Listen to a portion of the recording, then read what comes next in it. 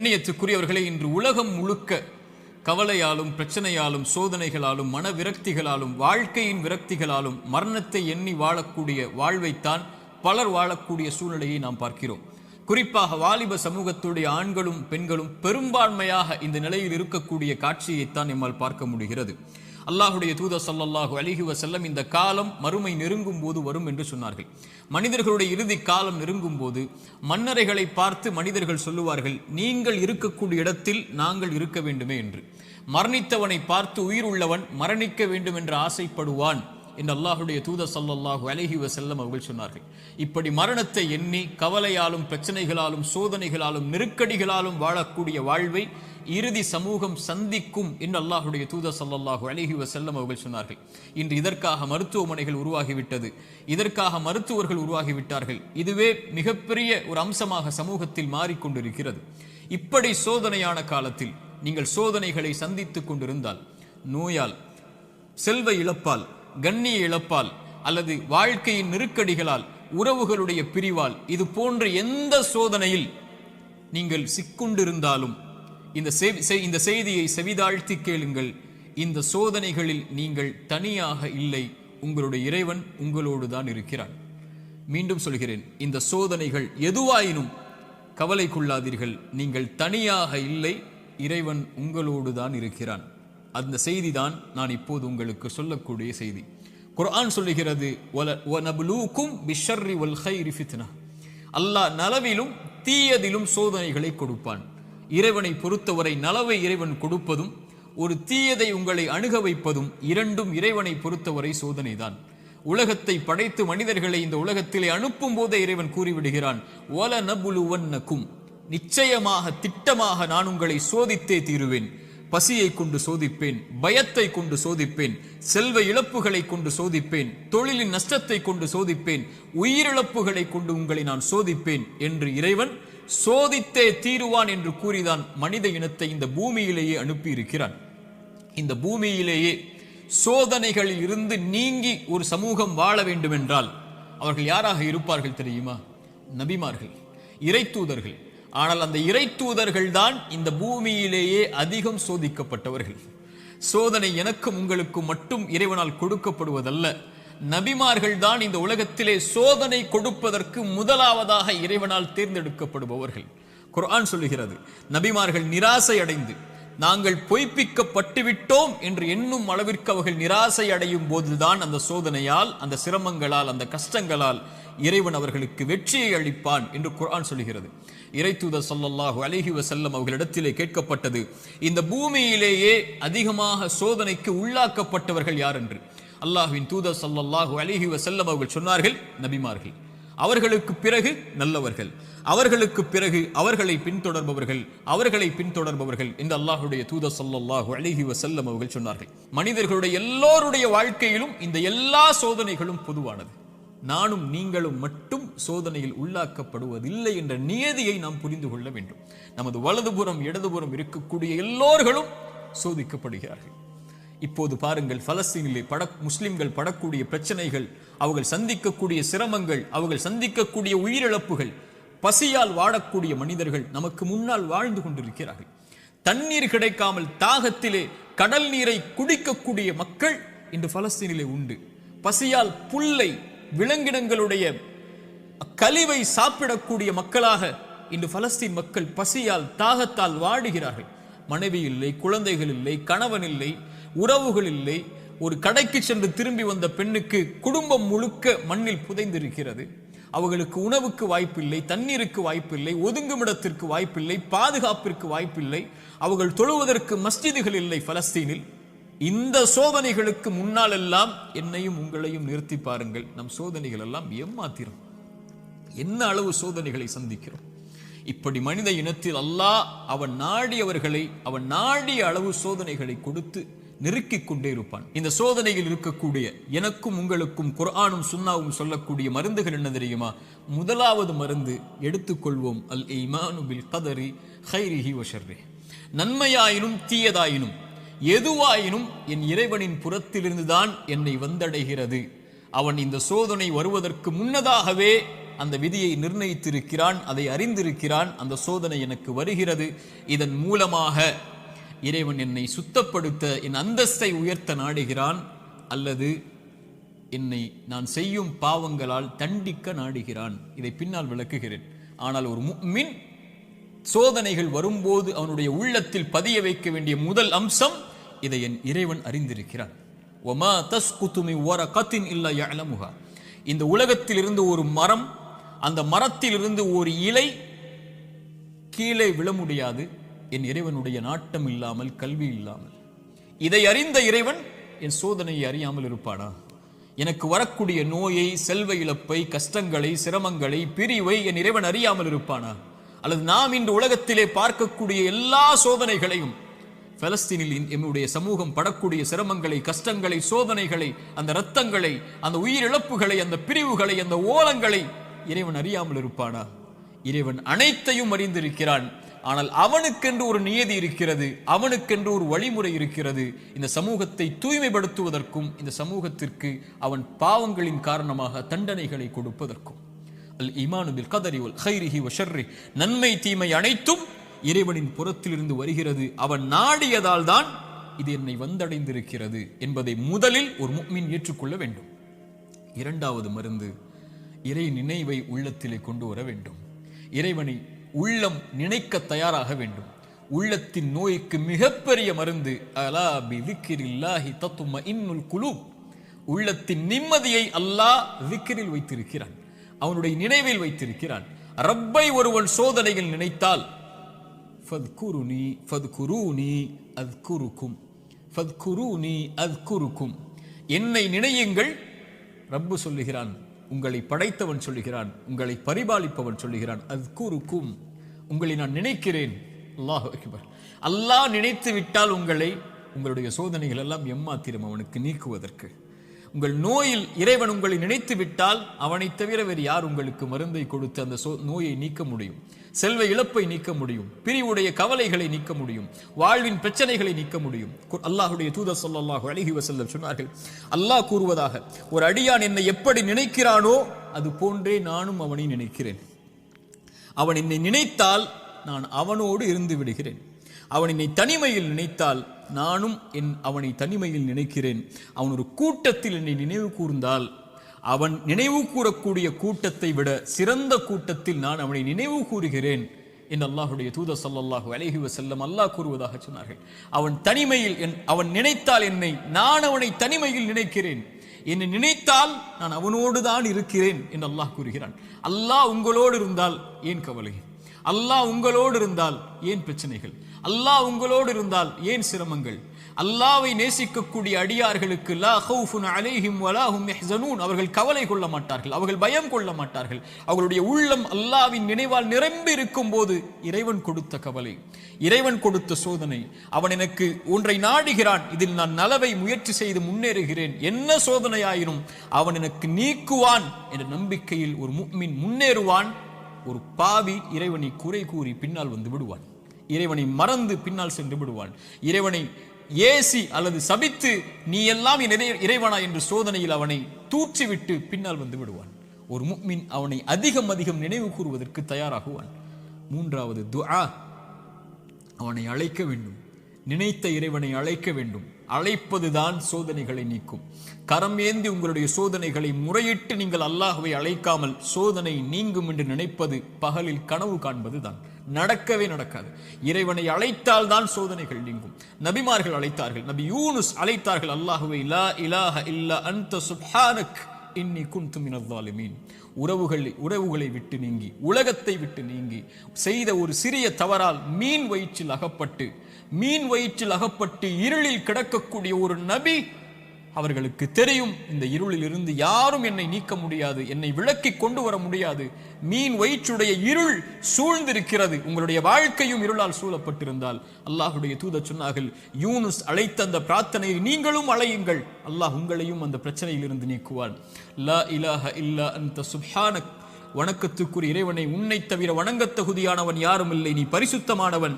இன்னி குன்து மினல் ஸாலிமீன், நான் அநீதம் செய்பவன் யா அல்லாஹ், அநீதத்திற்கு உள்ளானவன் யா அல்லாஹ், எனக்கு இந்த சோதனைகளை நீக்கு யா அல்லாஹ் என்று அவன் கேட்பான். அல்லாஹ் அந்த சோதனையை நீக்குவான். நான் செய்த பாவத்தால் எனக்கு இந்த சோதனை என்றால் இதோ விடுகிறேன் யா அல்லாஹ், நீக்கு யா அல்லாஹ். நபி யூனுஸ் அழைத்தார், அல்லாஹ் நீக்கிறான். நபி மூசா அழைத்தார், அல்லாஹ் நீக்கிறான். நபி இப்ராஹிம் அழைத்தார்கள், அல்லாஹ் நீக்கினான். நபி தாவூத் அழைத்தார்கள், அல்லாஹ் நீக்கினான். நபி நூஹ் அழைத்தார்கள், அல்லாஹ் நீக்கினான். நபி ஜக்கரியா அழைத்தார்கள், அல்லாஹ் நீக்கினான். நபி அய்யூப் அழைத்தார்கள், அல்லாஹ் நீக்கினான். முஹம்மது ரசூலுல்லாஹ் ஸல்லல்லாஹு அலைஹி வஸல்லம் அழைத்தார்கள், அல்லாஹ் நீக்கினான். நாம் அழைத்தோமா அல்லாஹ்வை? நாம் கேட்டோமா அல்லாஹ்விடத்தில்? நாம் முறையிட்டோமா, யா அல்லாஹ் இந்த சோதனையால் சிரமப்படுகிறேன், அவதிப்படுகிறேன், கஷ்டப்படுகிறேன், இன்னல் படுகிறேன், கண்ணீர் வடிக்கிறேன், எனக்கு இந்த சோதனையை நீக்கு யா அல்லாஹ். என் பாவத்தின் மூலமாக வந்திருந்தால் இதோ இந்த பாவங்களை விட்டு விலகி வருகிறேன் யா அல்லாஹ், என் கவலையை நீக்கு என்று கேட்டிருக்கிறோமா? அல்லாஹ்வுடைய தூதர் ஸல்லல்லாஹு அலைஹி வஸல்லம் ஒரு நபித்தோழரை பார்க்கிறார்கள். பள்ளியில் தொழுகை அல்லாத நேரத்தில் அவரை பார்த்து கேட்டார்கள், ஏன் தோழரே பள்ளிக்கு வந்திருக்கிறாய் இந்த நேரத்தில்? அவர் சொன்னார், யா ரசூலல்லாஹ் கடன், யா ரசூலல்லாஹ் கவலைகள். உள்ளம் நிரம்பி இருக்கிறது அல்லாஹ்வின் தூதரே.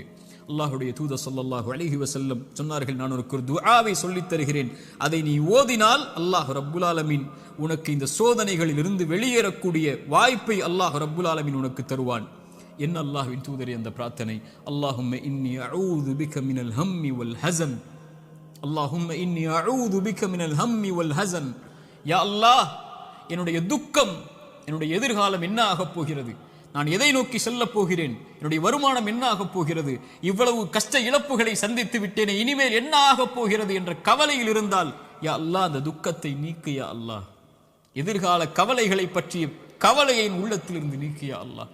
வல் ஹஸன், என்னுடைய முன்னால் நான் செய்த பாவங்கள், முன்னால் என் வாழ்க்கையில் நடந்த நிலைகள், நான் சந்தித்த இழப்புகள், அதனால் என் உள்ளம் துவண்டிருக்கிறது. எதிர்காலத்தை பற்றியும் கடந்த காலத்தில் நான் செய்ததை பற்றியும் என்னுடைய உள்ளம் கவலை கொண்டு நடக்க முடியாமல், நகர முடியாமல் இருக்கிறேன் யா அல்லாஹ், அதை நீக்கு யா அல்லாஹ்.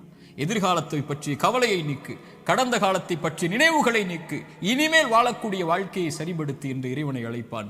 அல்லாஹும்ம இன்னி அஊது பிக மினல் ஹம்மி வல் ஹஸன் வ அஊது பிக மினல் அஜ்ஸி வல் கஸல். யா அல்லாஹ், இயலாமை, என்னால் இனிமேல் என்ன செய்ய முடியும், என்ன இருக்கிறது என்னிடத்தில், எதை கொண்டு சொல்லுவேன் என்ற பயம், இயலாமை என்னிடத்தில் இருக்கிறது. யா அல்லாஹ், கசல், சோம்பேறித்தனத்தால் சோம்பலில் இருக்கிறேன், என்னால் முடியும் யா அல்லாஹ், ஆனால் எழ முடியவில்லை, என்னால் இந்த சோதனைகளை கடக்க முடியவில்லை, என்னிடத்திலே தைரியம் இல்லை யா அல்லாஹ், தைரியத்தை கொடு, அதை செய்து முடிக்கக்கூடிய உறுதியை கொடு. வஅஊது பிக மினல் அஜ்ஸி வல் கஸல் வஅஊது பிக மினல் ஜுப்னி வல் புகுல். யா அல்லாஹ், கஞ்சத்தனத்தை விட்டும், யா அல்லாஹ் கோழைத்தனத்தை விட்டும், யா அல்லாஹ் கடன் என்னை மிகைப்பதை விட்டும், மனிதர்கள் என்னை ஆக்கிரமிப்பதை விட்டும் என்னை பாதுகாத்து விடு யா அல்லாஹ். இந்த அல்லாஹ்வுடைய தூதர் ஸல்லல்லாஹு அலைஹி வஸல்லம் அந்த துஆவை அந்த தோழருக்கு கற்றுக் கொடுத்தார்கள். இதை ஓதக்கூடிய வழக்கம் உள்ளவர்களாக மாற வேண்டும். இப்படி அல்லாஹ்வை அழைக்கக்கூடிய முறையில் எல்லாம் இதா சஅலக இபாதி அன்னி ஃபஇன்னி கரீபுன் உஜீபு தஅவத தாஇ இதா தஆன். அழைப்பவர்கள் அழைத்தால் அந்த அழைப்பிற்கு இவன் பதில் கொடுக்காமல் இருப்பதில்லை. அல்லாஹ்வின் தூதர் சொன்னார்கள், ஒரு மனிதன் ஒரு முஃமின் அல்லாஹ்விடத்திலே கரம் ஏந்தி அவனுடைய கரம் அல்லாஹ் கொடுக்காமல் கீழே விழுந்தால் அவன் கேட்பதை இறைவன் வெட்கப்படுகிறான் என்று அல்லாஹ்வுடைய தூதர் ஸல்லல்லாஹு அலைஹி வஸல்லம் சொன்னார்கள். அல்லாஹ்வை அழையுங்கள். கடைசியாக இந்த நேரத்தில் சுருக்கமாக சொல்கிறேன், மீண்டும் சொல்கிறேன், நோயால் சிரமப்படுகிறீர்களா, இழப்புகளால் சிரமப்படுகிறீர்களா, பிரிவால் சிரமப்படுகிறீர்களா, கடினமான காலத்தை வாழ்க்கையில் கடக்கிறீர்களா, ஒருபோதும் அல்லாஹ் உங்களை கைவிட மாட்டான். உங்களை விட இறைவன் உங்கள் மீது நேசம் கொண்டிருக்கிறான். கவலை கொள்ளாதீர்கள். நீங்கள் தனியாக ஒருபோதும் இல்லை. உலகமெல்லாம் உங்களுக்கு எதிராக இருந்தாலும் நீங்கள் தனியாக இல்லை. அவன் உங்களோடு இருக்கிறான். அவன் உங்களோடு இருந்தால், இந்த உலகத்தில் யார் உங்களோடு இல்லை என்றாலும், இந்த உலகமே உங்களை வெறுத்திருந்தாலும், உலகமே உங்களை புறக்கணித்தாலும் கவலை கொள்ளாதீர்கள். அது போதும் நமக்கு.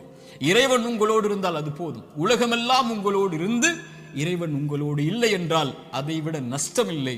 உலகத்தில் எவரும் இல்லாமல் இறைவன் உங்களோடு இருந்தால் அதை விட இன்பம் இல்லை. நபிமார்கள் உலகம் புறக்கணித்தது நபி நூஹை, ஆனால் நூஹோடு அல்லாஹ் இருந்தான். நபி தாவூதை உலகம் புறக்கணித்தது, அல்லாஹ் அவர்களோடு இருந்தான். நபி யூனுஸை உலகம் புறக்கணித்தது, அவர்கள் செய்த பாவத்திற்காக மன்னிப்பை கேட்டார்கள், அல்லாஹ் அதிலிருந்து அவர்களை பாதுகாத்தான். இப்ராஹீமை உலகம் புறக்கணித்தது, அல்லாஹ் அவர்களோடு இருந்தான். மூசாவை உலகம் புறக்கணித்தது, அல்லாஹ் அவர்களோடு இருந்தான். நபி அல்லாஹ்வின் தூதரையும் உலகம் புறக்கணித்தது, பெரும்பான்மை புறக்கணித்தது, அல்லாஹ் அவர்களோடு இருந்தான். லா தஹ்சன் இன்னல்லாஹ மஅனா.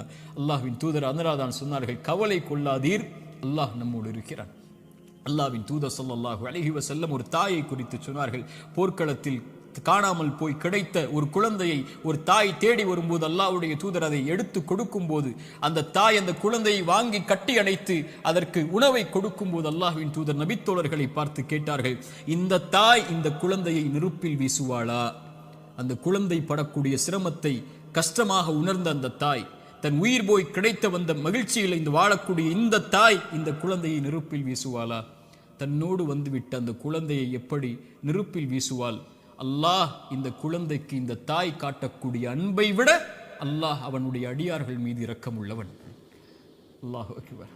ஒரு அறிஞர் அழகாக சொல்லுவார், யா அல்லாஹ், அல்லாஹ்வை அழைத்து சொல்லுவார், யா அல்லாஹ், என் தாயை விட என் மீது இரக்கம் காட்டக்கூடியவன் நீ. என் தாய் நான் சிரமப்படுவதை, என் தாய் நான் நோயில் வாடுவதை, என் தாய் நான் கடனில் இருப்பதை, கடனால் கஷ்டப்படுவதை, என் தாய் என் செல்வ இழப்புகளில் கஷ்டப்படுவதை, என் தாய் என்னுடைய இழப்புகளில், பிரிவில், நோயில், சிரமங்களில், சோதனையில் கஷ்டப்படுவதை விரும்ப மாட்டாள். என் தாயை விட என் மீது இரக்கம் உள்ள நீயும் விரும்ப மாட்டாயா அல்லாஹ், அதை எனக்கு இரக்கம் காட்டு, இந்த சோதனையை நீக்கென்று அல்லாஹ்வை அழைப்பார்கள் அறிஞர்கள் இந்த ஹதீஸை கொண்டு. அல்லாஹு அக்பர். அல்லாஹ் உங்களை ஒருபோதும் கைவிட மாட்டான். அல்லாஹ் உங்களை ஒருபோதும் பிரிந்து விட மாட்டான். அல்லாஹுவின் பக்கம் வந்து விட்டால் அல்லாஹ் உங்களை ஒருபோதும் வேதனை அடைவதை, உங்கள் கண்கள் கண்ணீர் வடிப்பதை, உங்கள் உள்ளம் நெருக்கமாகுவதை, உங்கள் உள்ளம் உடைக்கப்படுவதை இறைவன் ஒருபோதும் பார்த்து கொண்டிருக்க மாட்டான். ஆனால் கடைசியாக சோதனைகள் இறைவனின் புறத்திலிருந்து வருகிறது. ஆம், ஆனால் ஒருவருக்கு சோதனை நன்மையாக வரும், ஒருவருக்கு சோதனை தண்டனையாக வரும். நபிமார்களுக்கு சோதனை வந்தது என்று சொன்னேன். எல்லா நபிமார்களுக்கும் சோதனை வந்தது. அந்த சோதனைகள் அவர்களை தூய்மைப்படுத்துவதற்காக, அவர்களை சுத்தப்படுத்துவதற்காக, அவர்களுடைய அந்தஸ்தை அல்லாஹ்விடத்திலே உயர்த்துவதற்காக, ஈமானில் அவர்களை உறுதிப்படுத்துவதற்காக, எல்லாவற்றையும் கொண்டும், உலகத்தை கொண்டும், மார்க்கத்தை கொண்டும், தீனை கொண்டும் அல்லாஹ் சோதித்துக் கொண்டே இருந்தால் அவனின் பக்கம் அவர்களை நெருக்கமாக்கி, அவனின் பக்கம் அவர்களை நெருக்கமாக்கி கொண்டு வருவதற்காக. அது நிஅமா, அது அருள். அந்த சோதனை அருள். அல்லாஹ்வுடைய தூதர் ஸல்லல்லாஹு அலைஹி வஸல்லம் அவர்கள் சொன்னார்கள், உலகத்தில் அதிகமாக சோதிக்கப்பட்டவர்கள் யார் என்று கேட்கும்போது நபிமார்கள், அவர்களுக்கு பின்னால் வந்தவர்கள், அவர்களுக்கு பின்னால் வந்தவர்கள் என்று சொல்லிவிட்டு சொன்னார்கள், அல்லாஹ் ஒரு மனிதனுடைய மார்க்கத்திற்கு ஏற்ப அவனை சோதிப்பான். யா அல்லாஹ், அவனுடைய மார்க்கம் நிலையாக உறுதியாக இருந்தால் அந்த உறுதியோடு, அந்த நிலையோடு சோதனையும் உறுதியாகும்.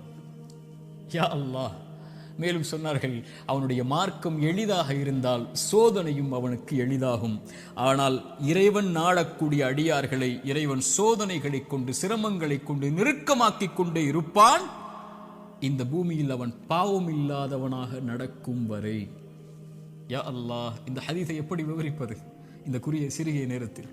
இன்ஷா அல்லாஹ் வாய்ப்புகள் வரும்போது இந்த ஹதீஸை விவரிக்கிறேன். அல்லாஹ் சோதனைகளை கொண்டு ஒரு மனிதனை பக்குவப்படுத்துவான், நிலைப்படுத்துவான், முன்னேற்றுவான்.